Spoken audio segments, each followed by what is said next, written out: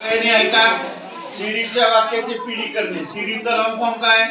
Comparative degree. Okay. आणि पीडीचा long form काय? Positive degree. मग सीडीचं वाक्य म्हणजे काय?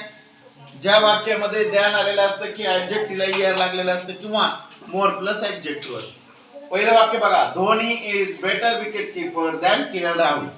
हे तुम्हीच सांगितले, मला तर काय क्रिकेट मधलं कळत नाही. ठीक आहे. आमच्या काळामधला विकेट कीपर होता किरण मोरे, नयन मुंगिया, जुना. पण आता धोनी चांगला आहे म्हणताय तुम्ही. ओके.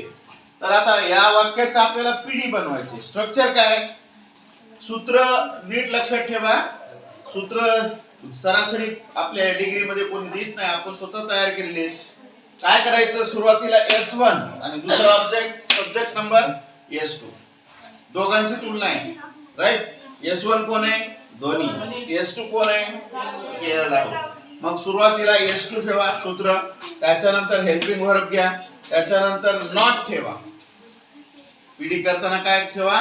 नॉट ठेवा. त्याच्यानंतर प्लस ऍज ऍडजेक्टिव्ह कुठलं? पीडीचं मूळ ऍडजेक्टिव्ह घ्या.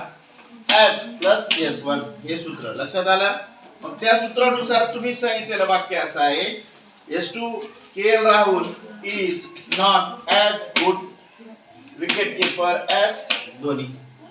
बेटर हा पीडीचा ऍडजेक्टिव्ह आहे आणि बेटरचं काय होतं? गुड. मग गुडचे 3 रूप काय आहे डिग्रीचे? Good, better, best.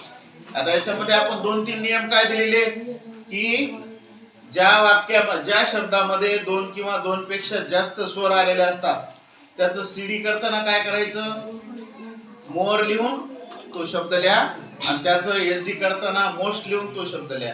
उदाहरण दिलं आपण आता. फॉर एक्झाम्पल कोणतं? ब्युटिफुल.